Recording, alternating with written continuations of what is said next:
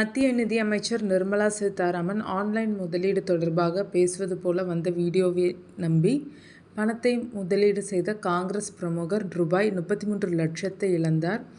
நீலகிரி மாவட்டம் குன்னூரை சேர்ந்த 50 வயது காங்கிரஸ் பிரமுகர் ஒருவர் ரியல் எஸ்டேட் தொழிலில் ஈடுபட்டுள்ளார். ஆன்லைன் வர்த்தகம் மூலம் வருவாய் ஈட்டுவதற்கான முயற்சிகளிலும் அவர் ஈடுபட்டு வந்துள்ளார். கடந்த சில தினங்களுக்கு முன்பு இவரின் வாட்ஸ்அப்புக்கு லிங்க் ஒன்று வந்தது. மத்திய நிதியமைச்சர் நிர்மலா சீதாராமன், தொழிலதிபர் ரிலையன்ஸ் அம்பானி ஆகியோர் ஆன்லைன் முதலீடு குறித்து பேசும் வீடியோ காட்சியை பார்த்த அவர் அந்த லிங்கில் இமெயில் ஐடியை பகிர்ந்துள்ளார். சிறிது நேரத்திலேயே அவரை தொடர்பு கொண்ட நபர்கள் சிலர் குறிப்பிட்ட ஆன்லைன் வர்த்தகத்தில் முதலீடு செய்தால் இரட்டிப்பு லாபம் கிடைக்கும், அமெரிக்க டாலர் மதிப்பில் முதலீடு செய்ய வேண்டும் என தெரிவித்துள்ளனர்.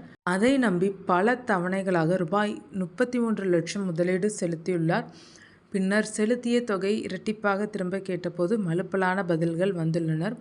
முதலீடு செய்த பணத்தையும் எடுக்க முடியவில்லை. தான் ஏமாற்றப்பட்டதை அறிந்து அதிர்ச்சியடைந்த அந்த நபர் சைபர் குற்றப்பிரிவில் புகார் அளித்துள்ளார். இது குறித்து போலீசார் வழக்கு பதிவு செய்து விசாரணை மேற்கொண்டு வருகின்றனர்.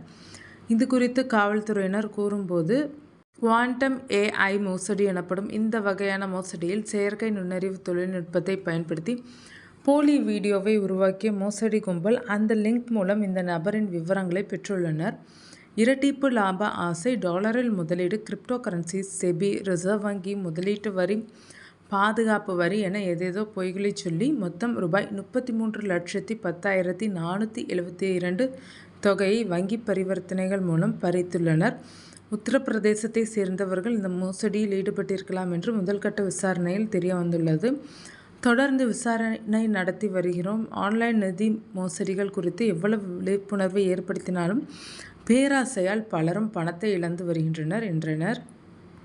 நாகை இலங்கையின் காங்கேசன் துறைமுகம் இடையே இயக்கப்படும் பயணிகள் கப்பலின் கட்டணம் குறைக்கப்பட்டுள்ளது. ஒரு பயணிக்கான கட்டணம் ரூபாய் 8,500 8,000 குறைந்துள்ளது. மேலும் இலவச லக்கேஜ் அளவும் 10 கிலோவிலிருந்து 22 கிலோவாக உயர்த்தப்பட்டுள்ளது.